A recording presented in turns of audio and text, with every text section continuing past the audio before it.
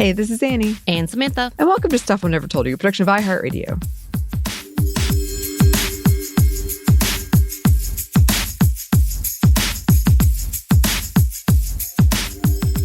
And we are back with the part 2 about the controversy with Representative-elect McBride. We just talked about her accomplishments and how she got here. And we did bring up the fact that there is a controversy in which Representative Mace was saying that they would be uncomfortable with a trans person in the bathroom. And so therefore, they all went ahead and made a bill saying that you have to go to where you are assigned, essentially, and not where you are identify as. So I did want to come back and talk about her reactions, some of the community's reactions, and just kind of where we are today. Putting a timestamp here, it is still December 3rd, because we did this as a two-parter and there was a lot. As well as the fact that there's a content warning, anti-trans rhetoric, anti-queer rhetoric. It's a lot of politics, But jumping back in, McBride did talk with the New Yorker about all of this that was happening. And she said, I always knew there would be some members of the Republican caucus who would seek to use my service representing the greater state in the union in Congress as an opportunity for them to distract from the fact that they have absolutely no real policy solutions for the issues that actually plague this country. And in some cases, to grab headlines themselves. I was not surprised that there was an effort to politicize an issue that no one truly cares about, what bathroom I use. I did think it might wait until January. It happened a little earlier than I anticipated. I was still getting lost in the tunnels of the Capitol when we got the news that this was coming. And she continued about how she reacted, saying, here we go. Throughout the campaign, I really focused my campaign on my record in the Delaware General Assembly of passing paid leave, expanding access to health care, and the kitchen table issues that I know keep voters across Delaware up at night that I will be working on in Congress, like lowering the cost of housing, health care, and child care. But as I got questions about the added responsibilities that sometimes come with being a first, the first thing I would always say is that I know that the only way I can do right by my community I'm a part of is to quite simply be the best member of Congress for Delaware that I can be, to be an effective member working on all of the issues that matter. Now, this makes sense. Like all of that conversation, it would be lovely. I think we've said that in general, just being a woman and say being known as the woman of this and a woman of color of this, instead of being a great congresswoman or a great podcaster or all these, that it has to be classified because the system is so badly against marginalized communities. But that's not how it works, unfortunately. And her reaction in general in these transphobic tactics has disappointed some of the trans community as well. So here's some information from an article titled A Betrayal. Trans People Respond to Sarah McBride's Bathroom Ban Compliance, and it's from the Advocate. So it says, McBride, who is currently attending orientation for incoming members of Congress, is already navigating GOP-led attacks, including the discriminatory bathroom policy. However, her decision to comply with the rule and focus instead on broader legislative priorities has drawn sharp criticism from advocates who feel it minimizes the gravity of the issue. Quote, I'm not here to fight about bathrooms, McBride said in a statement that sparked widespread debate Wednesday. So this was like end of November. I'm here to fight for Delawareans and to bring down costs facing families. Like all members, I will follow the rules as outlined by Speaker Johnson, even if I disagree with them. So that statement really, really felt like giving in, I think, for a lot of the trans community. They really felt like this is going to set a precedent in communities and in businesses everywhere and in schools, which was a huge Supreme Court justice. We already know there's another trans court case going forward with the Supreme Court, and people are really nervous, as they should be. And I'm not going to get into that here, but there's a lot. So during our research, we stumbled upon the reactions on Reddit, and actually it's an interesting mixed bag. So we're going to read some of the comments from the Reddit post that actually was a post from that Advocate article. That was the headlining article that they were commenting under. So saying usernames, I guess, should be going ahead as a caveat. Like, we're saying it as we're reading it. If we don't understand it, we might spell it out. That sounds so boomer Gen Xer of me, but I'm going to try, okay? So from user newly_me, they write, I feel betrayed, but I also feel betrayed by Dems that didn't come out in force to protect her and all the freaking trans staffers. Because what the Many have been feckless cowards, and they should have been whipped by the minority whip on this.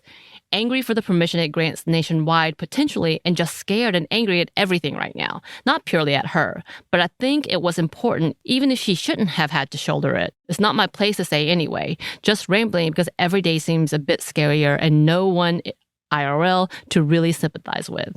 And angry_loaf replied to them saying, I feel the same way. This is a story as old as time.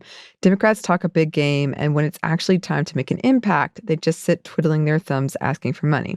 If you treated your coworker the same way Mace, Green, and Johnson are treating McBride, you'd be fired on the spot. And here's another comment from Transitory. No infighting. I disagree with how McBride chose to handle this, but the problem is Nancy Mace, not McBride. We can have talks within the community about how we should be handling our oppressors, but the opposition is our oppressors. And here's what Mrs. Synchrony wrote. She simply should have omitted the words, I will follow the rules from her statement. She could have issued the entirety of the rest of the statement minus that line. And then quietly obeyed the rules, if that's her safest choice, and gone about the business of being a congresswoman as she sees fit. No big loud fight required, no distracting confrontation, but no signal of acquiescence, which is what many trans people are hearing in her words. I think her statement was drafted from within a running for election frame of mind, but the campaign is over, and she needs to shift out of that mode now. I hope she adds someone to her team with experience in crisis communications who can help her walk the tightrope she's on, because business as usual campaign communications is not going to serve her well from this point forward. And a lot of the commenters also noted that she was doing what she had to, especially with the fact that she literally just started, not even quite started, and she's already in a battle. Yes. Here's what It Was Lucky Wind writes. I feel betrayed by my neighbors who voted this abject depravity into power. I feel betrayed by my government. I work in a federal building and fully expect to be banned from the bathroom after more than a decade of hard work and putting in a hell of a lot more effort than my coworkers.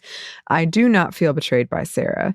She is playing the only hand she has, and she is playing it well. A full confrontation over this before the new Congress even begins is not the power play y'all are carrying on like it is. It's a powerless position to be in, but complying and saying, can't we fight over things that matter, is the only constructive play she has. She is giving a masterclass in restraint, grace, and leadership. Right. And from Dijazia, I don't feel betrayed by her. It's brave to walk into the lion's den like she's doing. What we should do is have volunteer trans men with big muscles and bushy beards show up to the Capitol and stand in line for the ladies' restroom to prove a point. That is a tactic.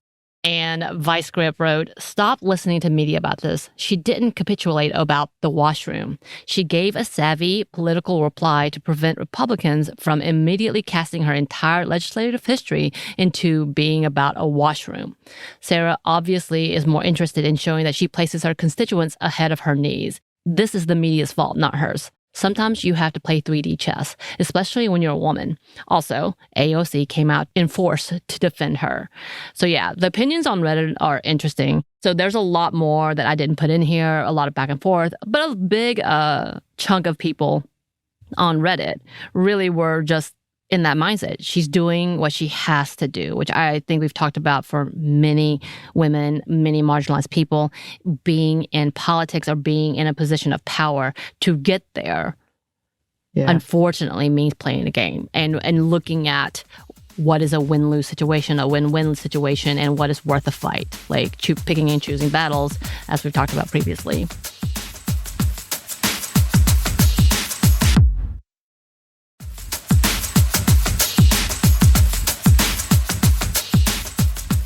Going back to the article from The Advocate, the original article, here's another quote from it. It says, for many advocates, McBride's compliance signals more than just a response to a single policy. Alejandra Carabello, a Harvard Law instructor and trans advocate, warned that Republicans are likely to escalate their attacks. This will not stop with bathrooms, Carabello told The Advocate. The next thing they're going to do is enforce a dress code on her, force her to wear a suit, and ensure that she is misgendered on the House floor. If she already caved on this, what's to stop her from caving further?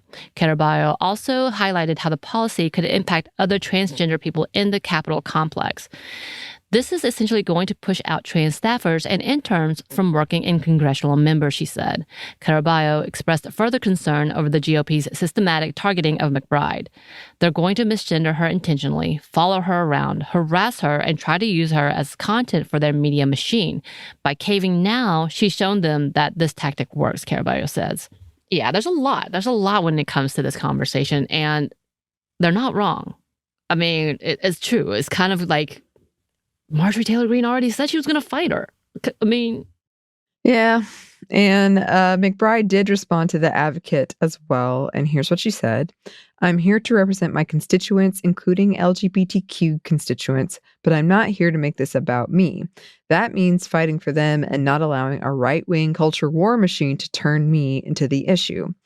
She added, I am continuing to work to guarantee that the Capitol complex is safe for all staff, interns, and visitors. I can deal with this. Other people shouldn't have to. Mm-hmm. And going back to the New Yorker interview, she talks about her current position within this controversy as well. She says, look, I'm human, and it never feels good to be used as an opportunity to get headlines. It never feels good to have people talk about deeply personal things. I think I knew what I was signing up for, though. I know what the Republican Party in this country, in Congress, has become. And then she continued to explain this comment, saying, it's a party that is more interested in performance art and being professional provocateurs than being serious legislators in a serious governing party. I think they have come to the conclusion that they're able to get enough votes if they occasionally throw red meat to folks, because that red meat might satiate what is an authentic crisis of hope that I think people across the country face right now. I think we have to be crystal clear in calling them out on what they are doing and pull the curtain back to really dull the effect that these manufactured culture wars have on the American voter. Some people do receive this red meat and it resonates with them. It makes them feel better, but it doesn't actually address the real pain in their lives. And I think we should be calling that out and obviously modeling an approach to governing that genuinely solves the real problems that people are facing, that create a level of insecurity and fear that allows for culture wars to satiate at least something instantaneously. And though it may not seem like it publicly, McBride did say she did feel supported. Some more from the New Yorker, quote, I have been overwhelmed and heartened by the love and the support of my Democratic colleagues. It was stunning. I got to Washington and I'm at orientation. I'm grateful that I had a week before all of this started because I had a week to just marvel at the fact that I was there. Right. And she continued, I thought this is the space where the 13th Amendment and the 14th Amendment were passed. This is the space where women got the right to vote. This is the space.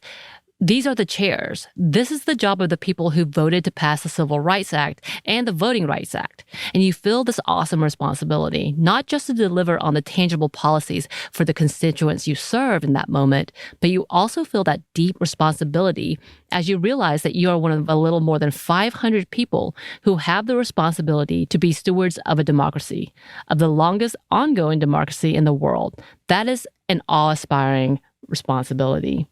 I'm really grateful that I had that opportunity. But what was made that much more meaningful was in that second week, as all of this noise happened, as I continued to be focused on the actual work that I was there to do, the love and the support that came in from my Democratic colleagues really reinforced what I had already been hearing, which is that the caucus is a family. It is very pretty. I love her hope in this. I don't know if that's true. Again, we did not see that on our side. I don't know if she was able to talk to anyone about relenting to Representative Johnson. I don't know.